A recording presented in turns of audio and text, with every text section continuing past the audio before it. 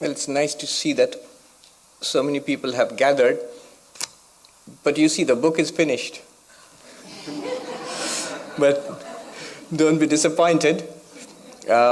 We saw up to last time, those of us who have been attending the class regularly, we know that the bulk of the book, the main purport of the book has been covered. Drigdrishya Viveka. What the author wanted to say has been more or less covered, but there is a sort of tail end section where a special issue has been taken up. We read the 32nd verse. Avichinna chidabhasa stritiya swapna kalpita vigneya strividho jiva tatradya paramarthika. This is where we stopped last time. It means the individual, us, you or I, can be thought of in three ways. One, the witness. Two, the empirical individual, the person whom we consider ourselves to be right now. And three, the individual we find ourselves in dreams, in our own dreams. We also exist in our own dreams. We interact and we experience dreams, and in our dreams we are there. So that's the third kind of individual. These three individuals are being spoken about here. You see, why is this section started? Where does the question arise? When you speak about Brahman and we, the individual, we are actually Brahman, we land up in a philosophical dilemma. If you are Brahman or I am Brahman, then who is it that is attending a Vedanta class? Brahman doesn't need Vedanta. Who is it who is in ignorance? Brahman is not in ignorance. Who is it that needs spiritual realization? Brahman does not need spiritual realization. I do, true, but you are telling me that I am Brahman. So this nature of the individual who is seeking spiritual liberation, who is struggling, who is suffering, who is questioning, who is the spiritual seeker, what is the nature of this individual? Who is this individual? Ultimately we are Brahman, that's true. But right now, who or what is this entity? So here the thing becomes quite mysterious, and language finds it difficult to deal with this. I remember I myself had a very interesting experience with Swami Bhuteshanandaji Maharaj, who was the 12th president of our order. Many years ago, it was about 18 or 19 years ago, I happened to be present in Belur Mutt at the headquarters of our order, in the quarters of revered President Maharaj. At that time, Bhuteshanandaji was the president. And there used to be question answers every day. And I was an absolutely new novice. And it was a small room, and there would be a big crush and the senior monks would get to go in. There wouldn't be space enough for us. So we would have to stand outside the room, and they would put little speakers outside the room on the windows, and a little microphone on his lapel. And the Swami was at that time 98 years old. 97 going on 98, and the mind so sharp, so clear, a luminous mind. It was a remarkable combination of the head and the heart, so loving and yet such a luminous spiritual mind. Anyway, that day I remember the questions took a very interesting turn. You see, we all had this intuitive feeling that here is an enlightened soul. Most of the senior monks, we felt that this person must be enlightened. So the question that day was, what is the experience of an enlightened soul? If you realize you are Brahman and everything is Brahman, it's one consciousness, existence, bliss, everything is God. And yet after that also we find the enlightened person walking about just like us, talking and eating and seeing the differences. He recognizes each devotee separately. He knows what is food and what is not food, and where to go and where not to. All these things, all differences which are apparent to us are also seem to be clear to him. to this enlightened person. So how does this enlightened person see everything as God? So such questions were there in our mind. So he asked him. And I remember the senior monk who was asking these questions, putting these questions to Swami Bhudeshanandaji Maharaj. He said, Maharaj, we see that the enlightened person is walking around, talking just like that, eating just like us, seeing difference, quite apparently seeing differences in the world. And his answer was, that's what you see. Now follow this carefully. The next part is tremendous. He said, that's what you see. In Bengali, se to tumra dekhcho. Then immediately the Swami took this opportunity to ask the real question. That's what we want to know, Maharaj. What does the enlightened person see? What does the enlightened person see? That's what we want to know. And the answer, I'll give it to you, see what you make of it. The answer came immediately. I was struck by how immediate the answer was. Like a person talking about something that person is experiencing first person vividly right now. He didn't have to think, here's a question, what do the scriptures say about it, what is the philosophical answer? No, straight. Swami, that's what we want to know. What does an enlightened person think about it? What does an enlightened person see? And the Swami replied, who sees? It's a mysterious answer, but I think the only befitting answer. In Bengali he said, Ke dekhe. Now what does it mean? I can go on explaining, but those are my explanations. I've just given you his words. His words are very short. We see enlightened person acting just like us. His answer was, that's what you see. Well, what does the enlightened person see? That was the question. His answer was, who sees? Now, Shankaracharya, in the 13th chapter of the Bhagavad Gita, this question comes up after a long discussion. The questioner asks, if I am Brahman, then who is the one in ignorance? Who is the one in ignorance? See how Shankaracharya handles this question. Who is the one in ignorance? Shankaracharya says, why do you ask? He says, I'm asking because I don't know. You don't know, then you are in ignorance. Look at the question. Then if I am Brahman, Brahman is not in ignorance, then who is in ignorance? Why do you ask? I ask because I don't know. If you don't know, you are in ignorance.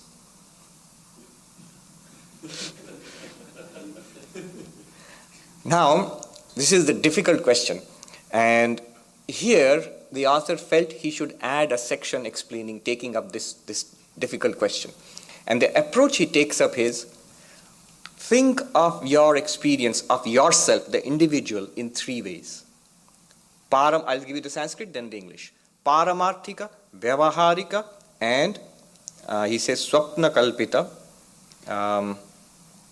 or you can call it Pratibhasika. Now, these are technical terms. I'll give you the English translations, literal translations, and then easier translations. Paramarthika, the absolute reality. Vyavaharika, the empirical reality or the empirical individual. When you say Vyavaharika Jiva, you mean the empirical individual. Pratibhasika Jiva, the illusory individual, like you find in a dream. So consider three categories, three experiences. One is Paramarthika, the absolute, the reality. An easier translation, and one to which we can all relate right away because we have been studying Drigdrishya Viveka. The Paramarthika Jiva is none other than the witness, the drashta. Drigdrishya Viveka, analyzing the seer and the seen. The seer, the witness, the consciousness which watches, which illumines all activities of the mind, that consciousness is Paramarthika, the absolute reality. Swami Vivekananda speaks of, in his lecture, he has a very simple term for this. He says, the real man and the apparent man. The real man and the apparent man. This Paramarthika Jiva, the witness, is also what Swami Vivekananda calls the real man. Real man does not mean a man, the reality within us, what we really are. The second one, Vyavaharika Jiva, the empirical individual. is what we experience ourselves just now. Unless you are dreaming, just now, if you're awake and listening, what you and I, we consider ourselves to be right now is the empirical individual, the Vyavaharika Jiva. And the third one, the Pratibhasika Jiva, the illusory individual, is what we experience ourselves in dreams. Every time we dream, every night we dream, a fresh dream comes. And in that we are an individual. We also are a part of our dreams. That individual, that's also an experience. We experience ourselves. Though we say it's false, let's call it a false individuality or illusory individuality. So 3. Now, how do these 3 come about? How do these 3 come about? 1. The Paramarthika Jiva, the absolute reality, the witness, it comes about when in pure consciousness illumines the mind. When pure consciousness illumines the mind, in your consciousness thoughts shine, thoughts come up, are cognized and they disappear in that pure consciousness. That pure consciousness then becomes the witness of your mind. So the pure consciousness in association with the mind, the word here used is avachinna.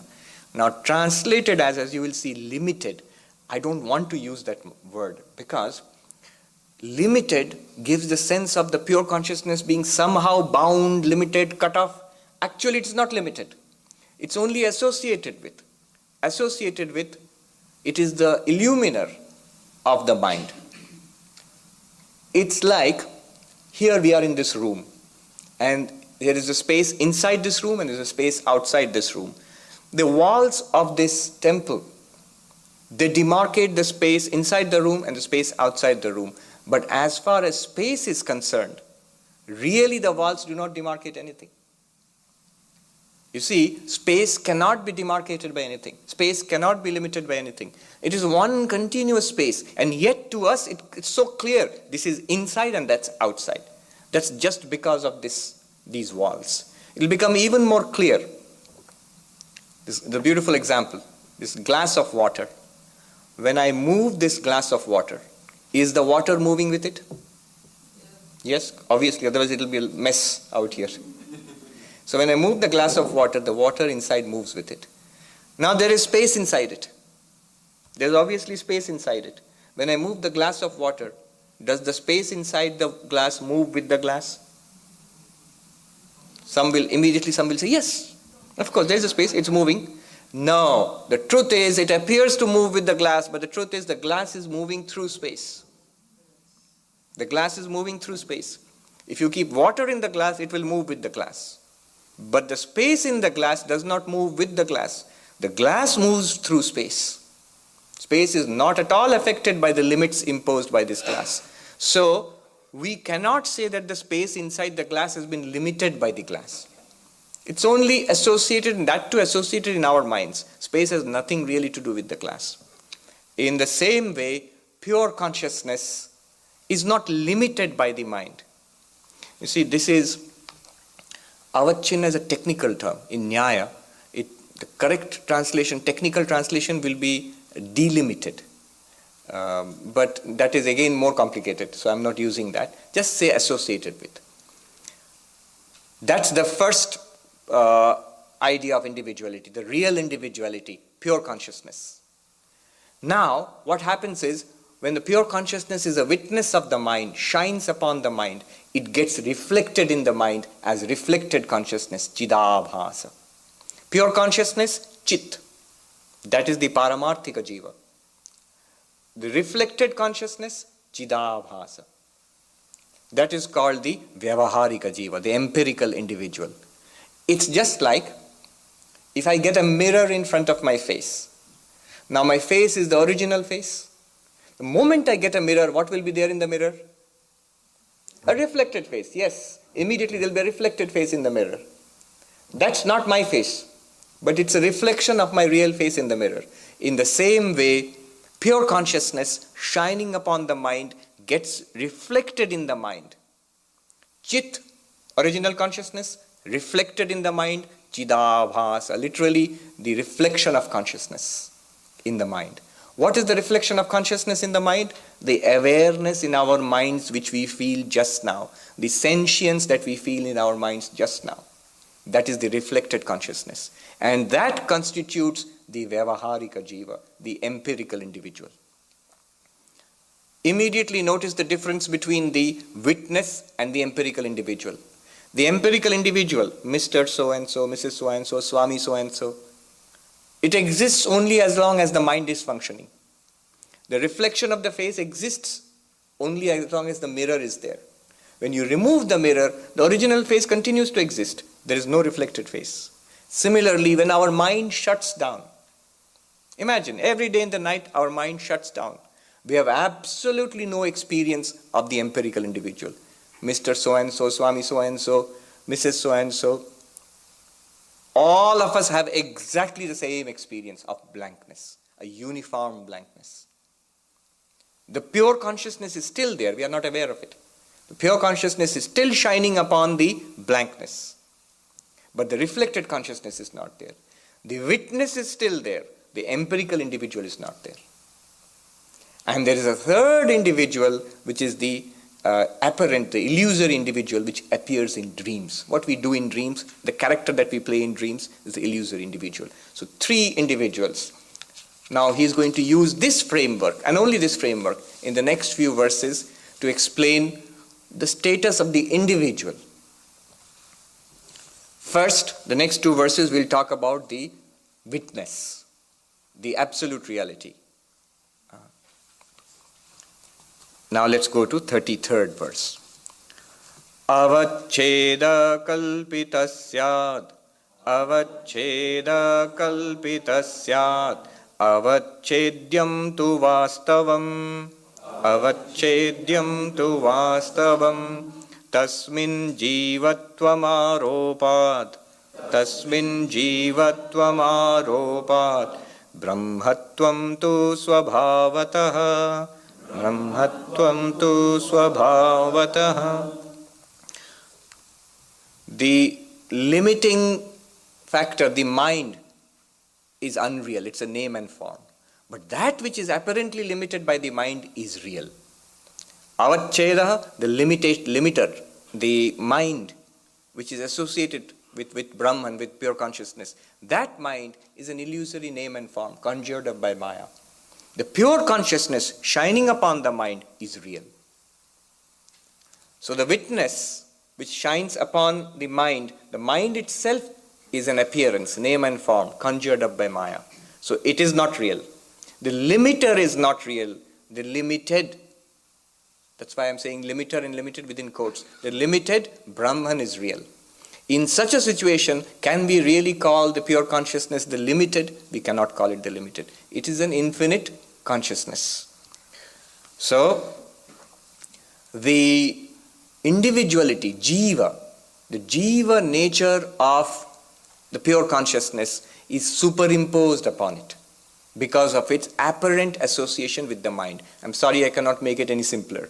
The individuality of pure consciousness is a superimposition, is an appearance, is an error brought about by its apparent association with a mind, or by its association with an apparently real mind. Jivatvam aropat. The individuality of pure consciousness comes because of superimposition.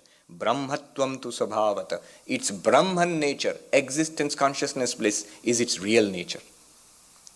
That witness thinks of itself as an individual because of the superimposition of the mind, in association with the mind. In itself, it's not an individual, it's infinite consciousness. That's all it says here. Now let's go to 34. Avachinnasya jivasya purnena brahmanaikatam tattvam asyadi vakyani jagurnetara jivayo. Important verse.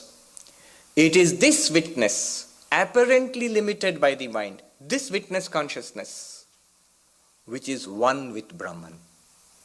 Whenever we say Vedanta teaches us Jiva and Brahman, the individual and God are one and the same. I am Brahman. I am existence, consciousness, bliss. Which I are we talking about? It is this witness I, this pure consciousness shining upon the mind. This alone is one with Brahman, not the reflected consciousness in the mind, and certainly not the dream individual in our dreams. That witness which appears to be limited by this mind, that in reality is one with Brahman. So, this apparently limited individual, avachinna jiva, purnena brahmanekatam, it is one with Brahman. It is Brahman. That witness within us, that consciousness which we are shining upon our minds is Brahman. That itself is Brahman.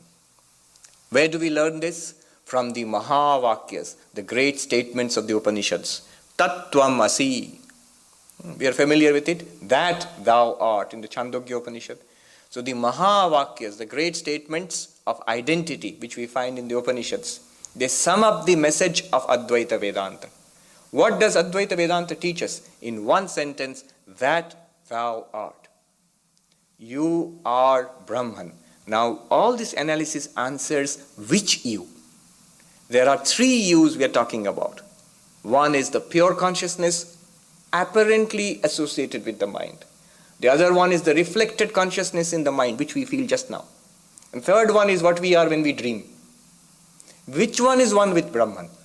You are Brahman. Which one? I right now? With body and mind and interacting, attending a class? No. That of which you right now are a reflection. The real you, of which this apparent you right now is a reflection. That real you is one with God. When? All the time. Now, after attending a Vedanta class? No. Whether you attend a Vedanta class or not, that real you is always one with God, is the same, exactly the same as God. It says, Brahmanaikatam. It is one with God. It is identical with God. Mahavakya, the great statements of identity, the famous statements are one from each of the Vedas. Tattvamasi, that thou art, is taken from the Chandogya Upanishad, 6th chapter, which is from the Samaveda. Tattvamasi, Chandogya Upanishad, Samaveda. The other well-known Mahavakyas, statements of identity found in the Upanishads are Aham Brahmasmi. Very straightforward. I am Brahman. I am Brahman. Which I? That pure consciousness apparently associated with the mind. I am Brahman. Prajnanam Brahma. The consciousness within me is God, Brahman. This is taken from Aitareya Upanishad, from the Rig Veda. This consciousness within me, which consciousness are they talking about? Not the reflected consciousness, not the dream consciousness. The consciousness which is apparently associated with the mind, the witness of the mind. That is Brahman. The fourth Mahavakya is Ayamatma Brahma, from the Mandukya Upanishad, Atharva Veda. This very self is Brahman. This very individual is Brahman. Which individual? Not the one who dreams, not the one in the dream, not the one who feels I am an individual attending a Vedanta class. Not that. The witness right now. That is Brahman. That self is Brahman. So this is Mahavakya. And he adds a word, Purnena, in totality, in completeness. You see, there are philosophies which interpret in this way. I am Brahman means I belong to Brahman. Brahman is the Lord, I am the devotee, or I am the servant of Brahman. A duality is set up. Not like that. Another interpretation is I am a part of God. We say we are a part of the divine fire, we are a spark of the divine. Not even in that sense. Exactly the same. The pure consciousness within you is Brahman. Brahman is the pure consciousness within you. Which means, if the pure consciousness within you is the real you, then the real you is not this body. If the real you is Brahman, God, then this real you cannot be this body. It cannot be this mind. It is Brahman. And if Brahman is the real you, In reality, there is no Shiva, Vishnu, Durga, Kali, Allah, God in heaven, apart from the real you.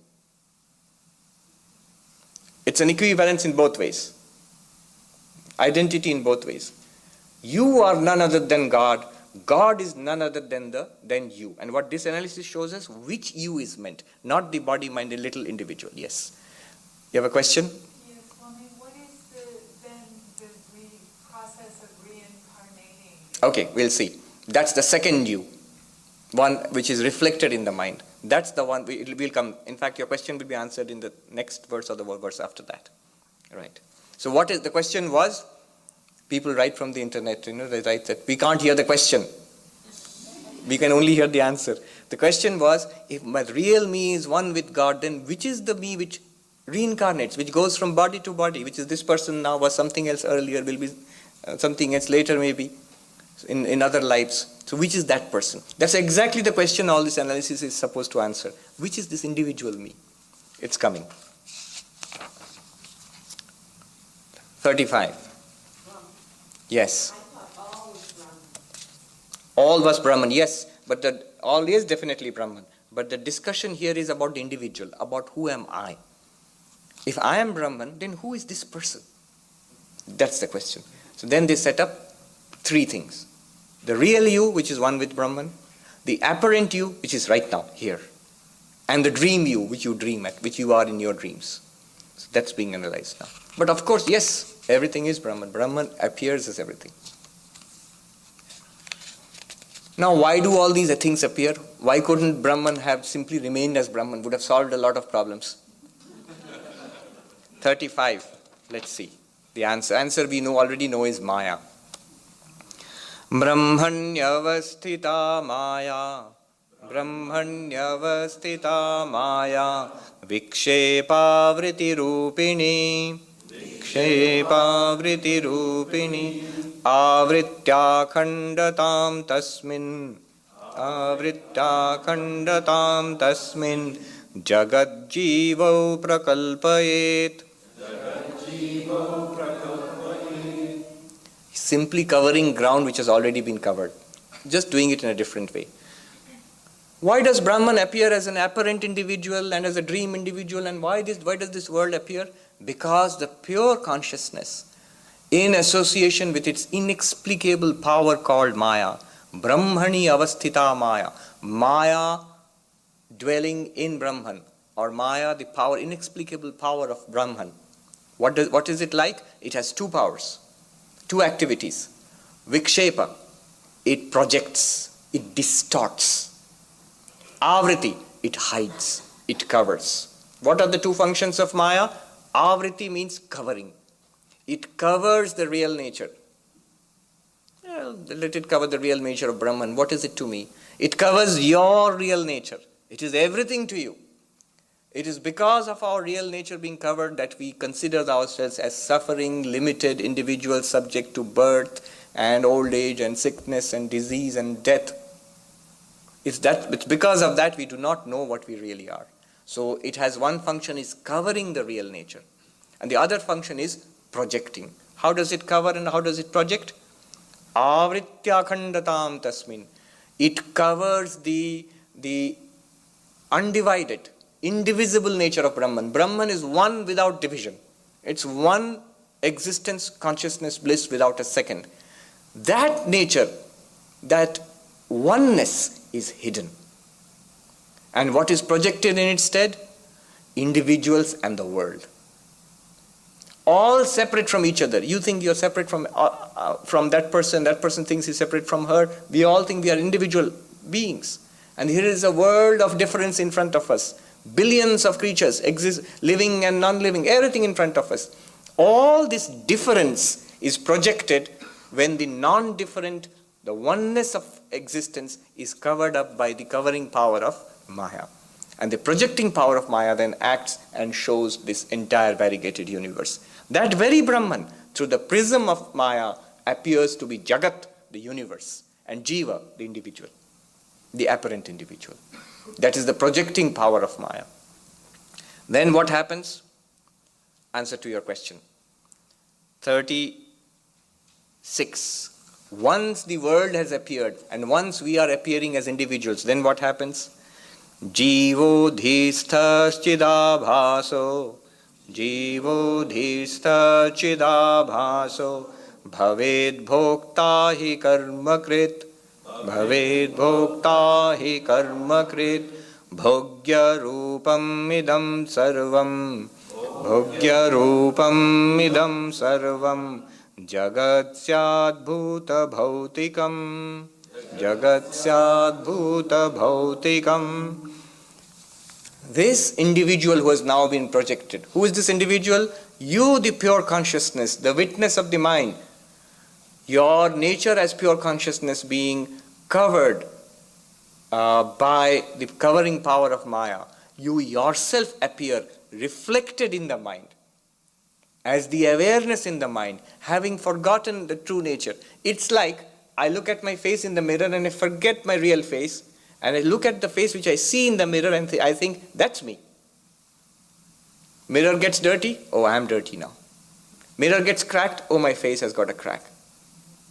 No, I am now thinking of myself as that reflected face. I've forgotten my true nature. In the same way, that witness, the sakshi, the drashta, now thinks of itself as jiva, the individual, the apparent individual. Now we are in the realm of the second individual. First individual, paramarthikam. Second individual, vyavaharikam. We are in the vyavaharikam realm now. Vyavaharikam, empirical reality.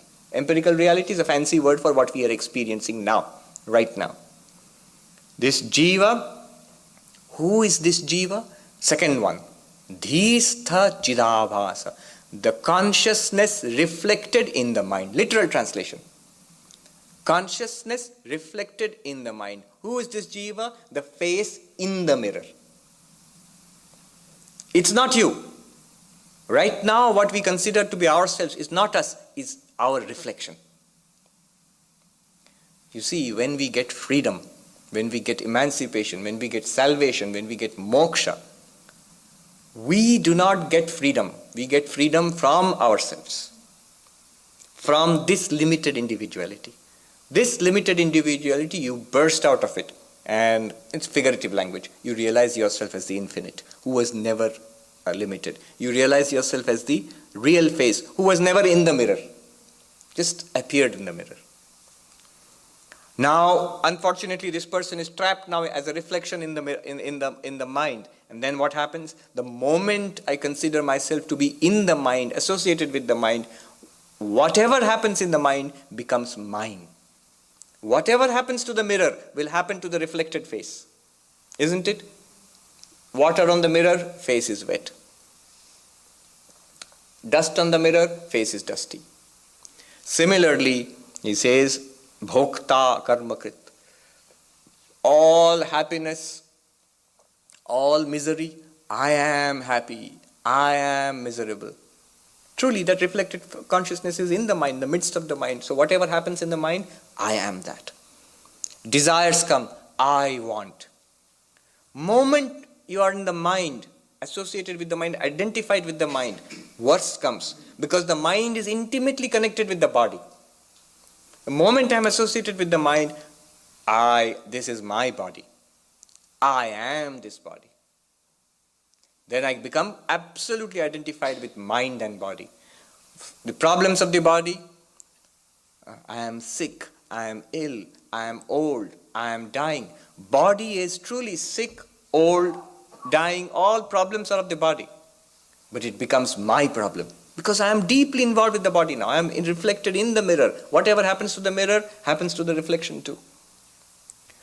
So, bhaved bhokta, all experiences, happiness and sadness, good and bad, becomes that consciousness's experiences, that individual's experiences. Now, why does this person get all these experiences? Karmakrit. It is the doer of all actions. It becomes the agent. Moment I am connected with the mind, with the sense organs, and with the organs of action, then it seems to me, yes, I am the one who's speaking. I am the one who's listening. I am the one who's seeing. I am the one who walks and holds and does things. The moment I do things consciously, voluntarily, I fall into the law of karma. If I do something, it's a cause. It will give a sure effect. Good, good. Dharma, punya. Punya, sukha. Bad, bad. Adharma, papa. Papa, dukkham. From good actions, merit. From merit, happy experiences, pleasant life. From consciously done bad actions, which my own conscience tells me it's wrong, result is adharma, papa. Papa, demerit. Result of that, unpleasant experiences in life. And that's our life. That becomes the lot of this individual, the jiva, the reflected consciousness in the mind.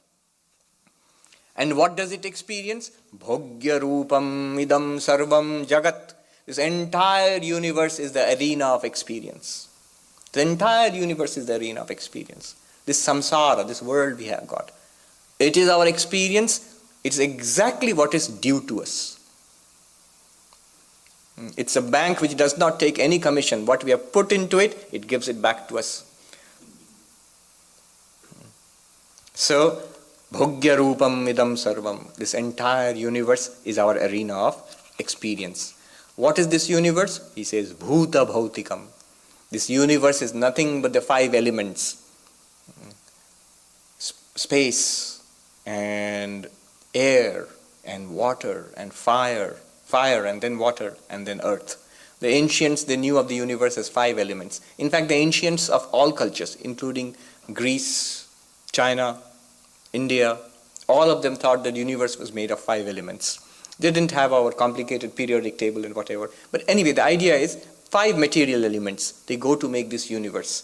And Bhautikam, and things derived from these 5 elements, combinations of these 5 elements. That's the universe.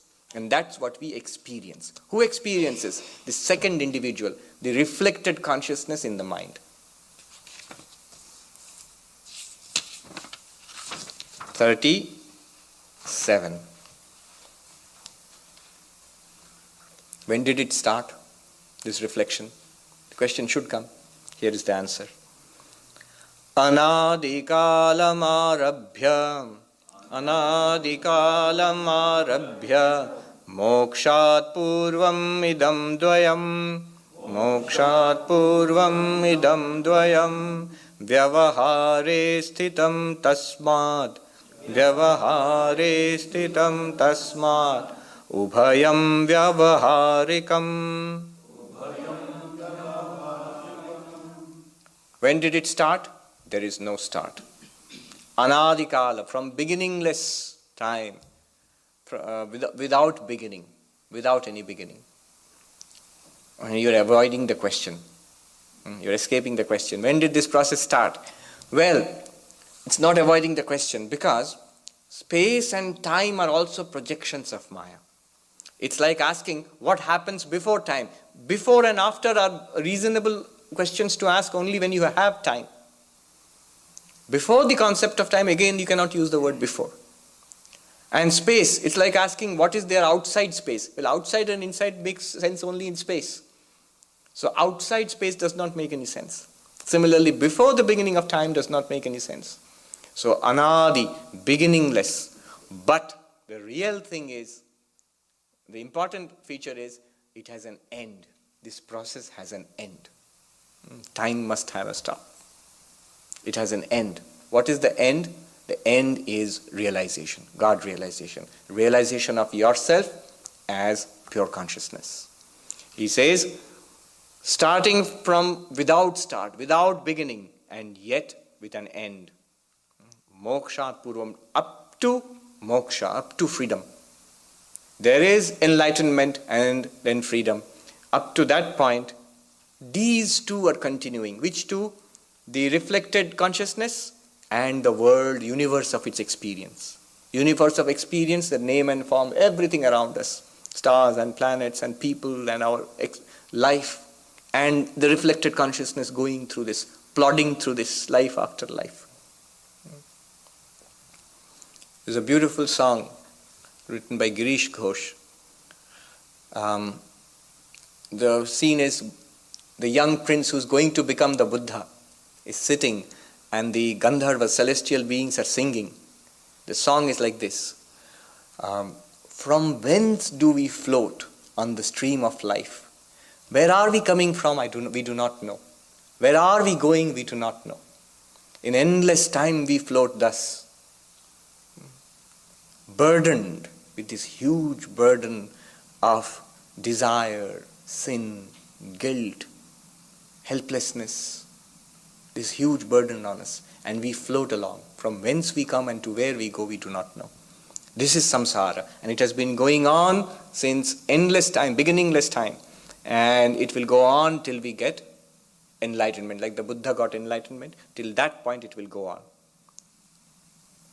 Vyavahar sthitam, since these are empirical matters of experience, both are called empirical. You, the reflected consciousness, and the universe of its experience are called Vyavaharika. This is a term one should learn in Advaita Vedanta. Vyavaharika, relative, empirical. There is a cruder term for it, which probably the author is not using for fear of hurting our sentiments. He is saying this world, what is this world? It is empirical.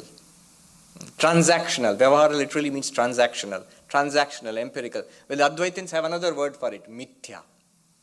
It's false. It's false. Jagat mithya. So Vyavaharika, empirical, transactional, relative is equal to false also, appearance. And it has been going on since beginningless time. One young brahmachari asked a senior Swami once, how do we prove that this Maya has projected all this, because of ignorance all this is happening? How do we prove this ignorance? He says, don't try to prove ignorance, young monk. Try to overcome ignorance.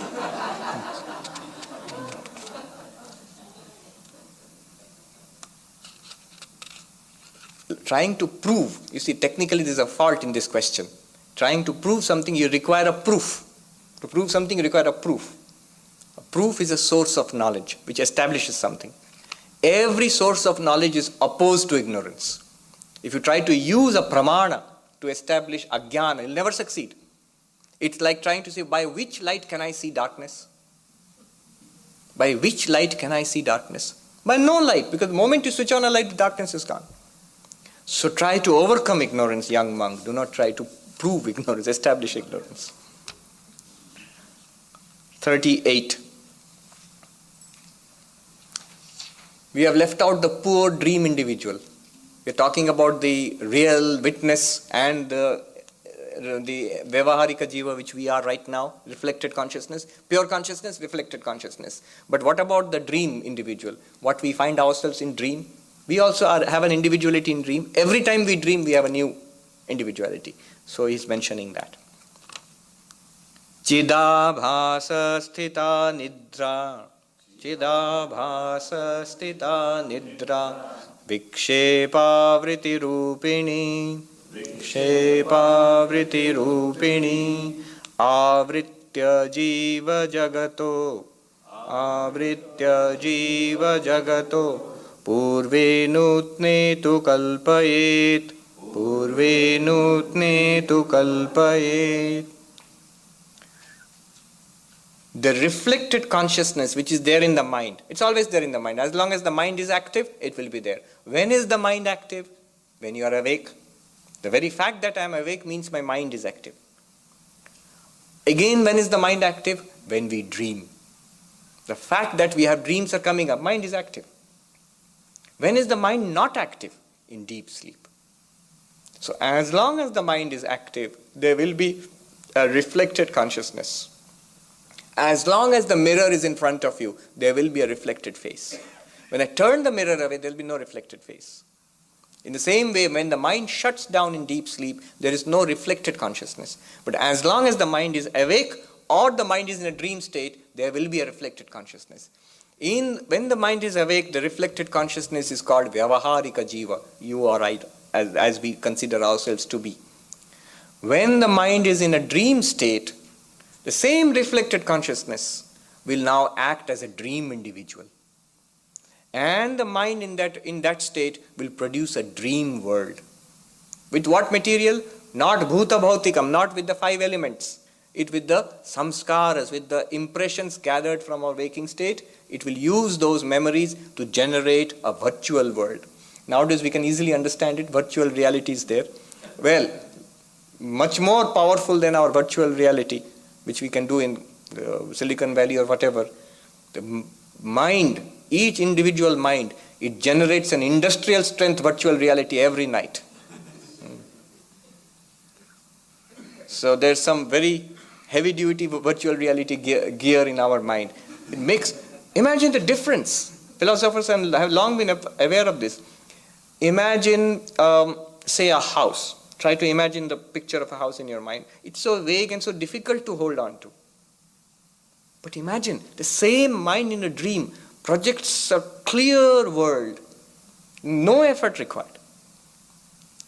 Just blazes forth an entire world of dreams. People, houses, rivers, cars, and actions happening, and thoughts, everything happens.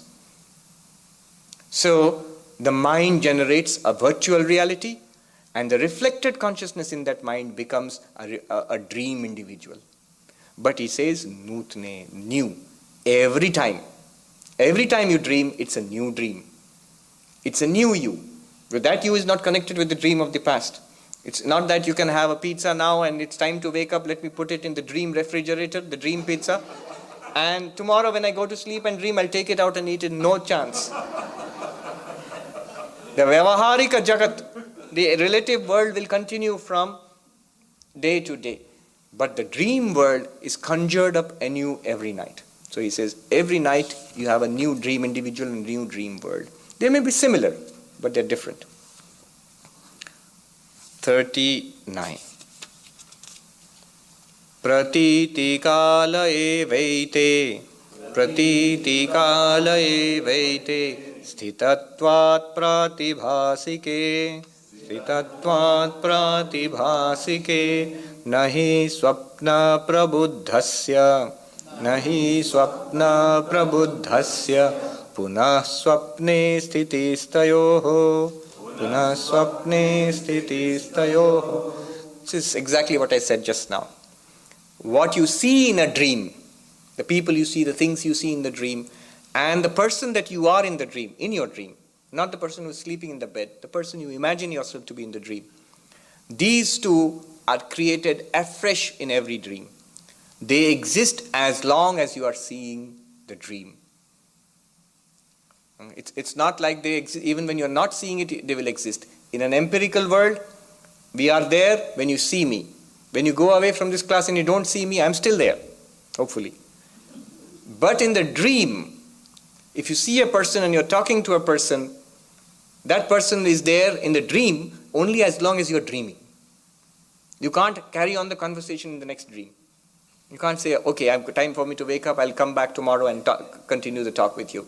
No, you cannot do that. That person will go. That person is there as long as you are dreaming. So, pratiti kala evete. The world of dreams and the persons you see in dream exist as long as that dream continues. And hence they are called pratibhasika, this Sanskrit term, illusory. One who wakes up from a dream, swapna prabuddhasya, when who wakes up from a dream, daily when we wake up from the dream, we wake up and say, oh, that was a dream. Two reactions. Oh, too bad, that was a dream. It was, you won the lottery or something. Or if it was a nightmare, thank God it was a dream. But in both cases, once you get up, punah swapne sthiti stayo na. If you dream again next day, that world and that individual you will not find. Different world, different individual, different, maybe similar but different.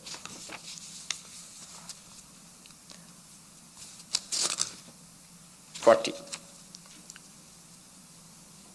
प्रातिभासिक जीवोय तज्जगत् प्रातिभासिकम् वास्तवं मन्यते अन्य वास्तवं मन्यते अन्यस्तु वास्तवं मन्यते अन्यस्तु मिथ्येति व्यवहारिका मिथ्येति व्यवहारिका. Simple. When you are in the dream, when we are in the dream, what we see and ourselves, we think it's real.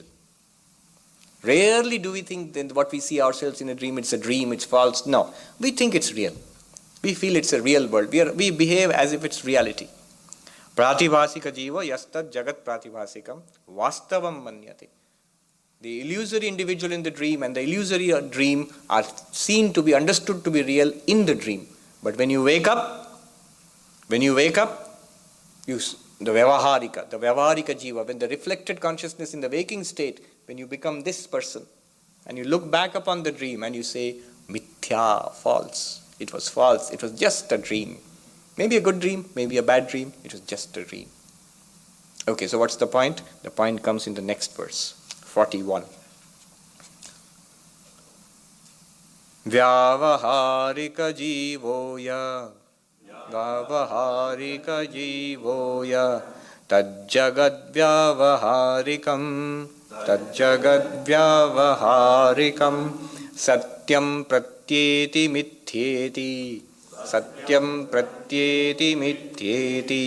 manyate paramarthikah.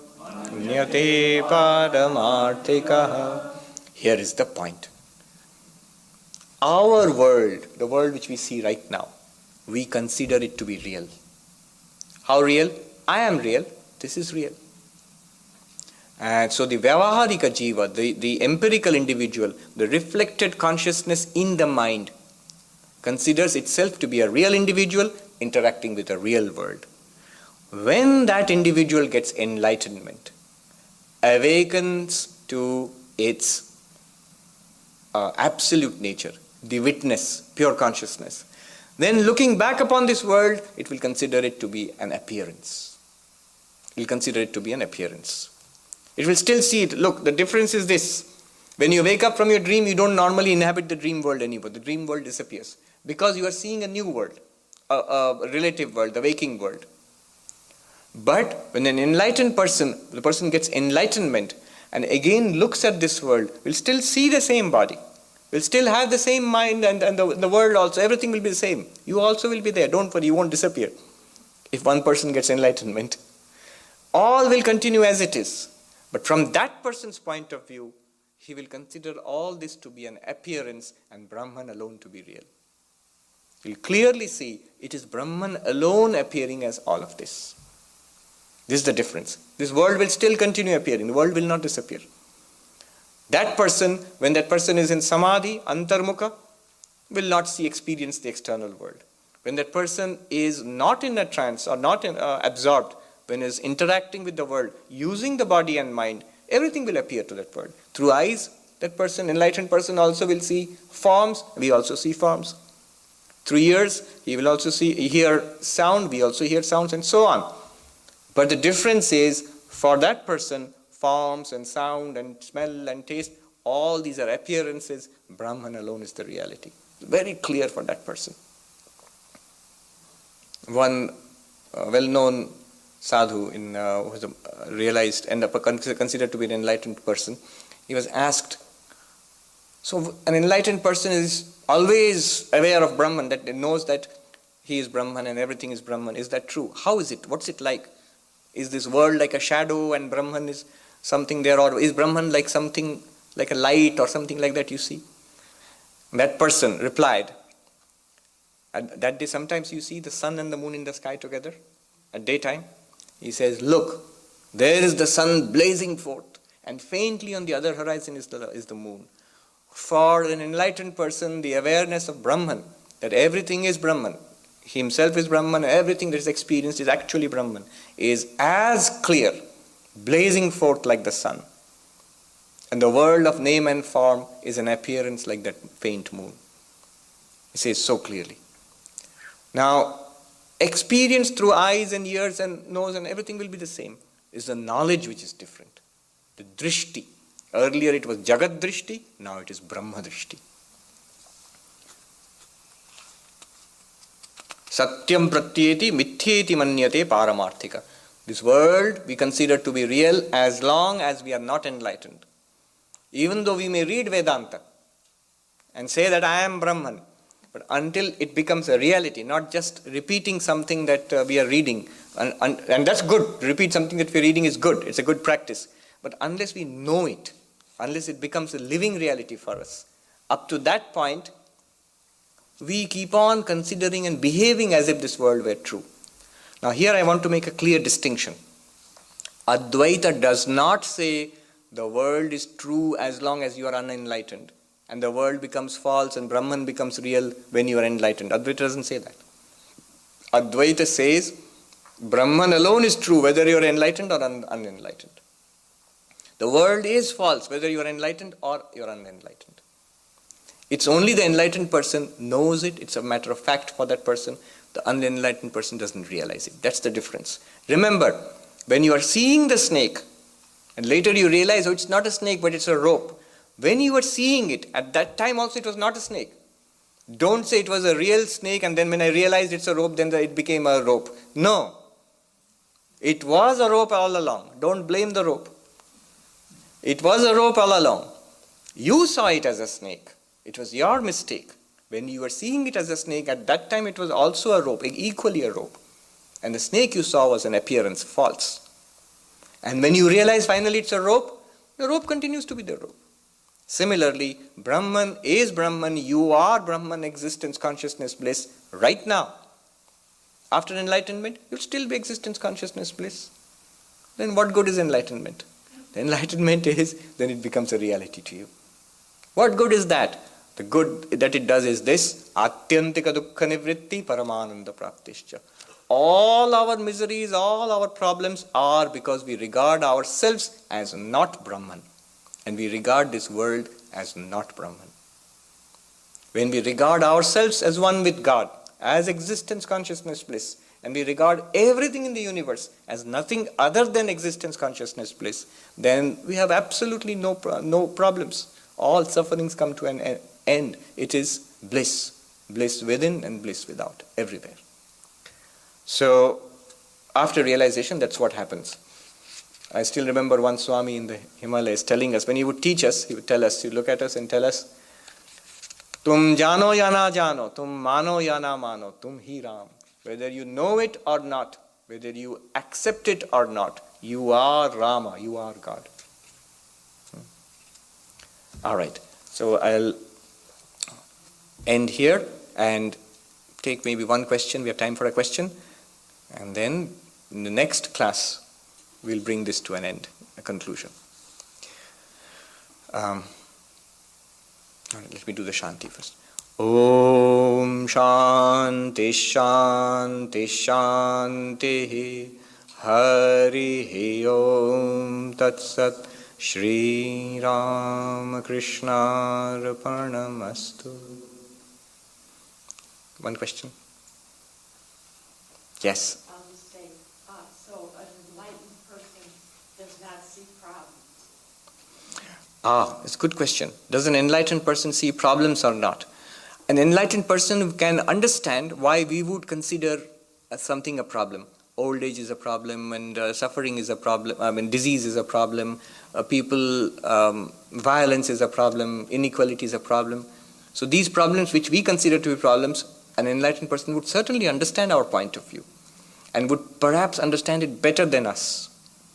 And it's not that the enlightened person becomes cold-hearted. Rather, the enlightened person is very soft-hearted. The enlightened person is overcome with, what the Buddhists say, Mahakaruna, the great compassion. And that's why the enlightened person shares his or her enlightenment with us. Sri Ramakrishna gives the example of three friends who were walking along and they came to a high wall. They wanted to see what was on the other side of the wall. And with great difficulty, one of the friends climbed up to the top of the wall, and on the top of the wall he started dancing in joy, seeing what was there on the side. How wonderful, how wonderful. And two friends thought, what's wonderful? And before they could ask, he jumped on the other side and is gone. The two friends, they said, we must see what's going on. And the second person with great difficulty climbed up on top, and the same thing, started dancing with joy. Oh, wonder, what joy, what bliss. And jumped over, and on the other side he was gone. Third person saw this won't do, and he climbed with great difficulty on the wall, and he saw on the other side a great fair. In India they call it a mela, a mart of joy, festivities, wonderful things were going on. And he was so overcome to see so much joy and happiness. And he was about to jump and join those people on the other side. Then he thought, who will tell the people in the village, the world? Let me go back and call them. So he turned around, jumped down, and came to call us. So the enlightened person is like that. Thank you very much. We'll meet again next Tuesday. Yes. Swami Vivekananda answered, Yes. and can you explain, elaborate it on that? Well, we can talk about it, but those elaborations will only be my theories. Your guess is as good as mine. Who sees? You see, our idea, I'll just say this, our idea is an enlightened person is just like us. I am a person in this body. An enlightened person also is something like that, another person in a body. Well, it's not like that. That's what Bhuteshanji was trying to say. But I was struck by the power of his response. What does the enlightened person see, Swami? That's what we are asking you. And his answer was immediately, who sees? All right, thank you.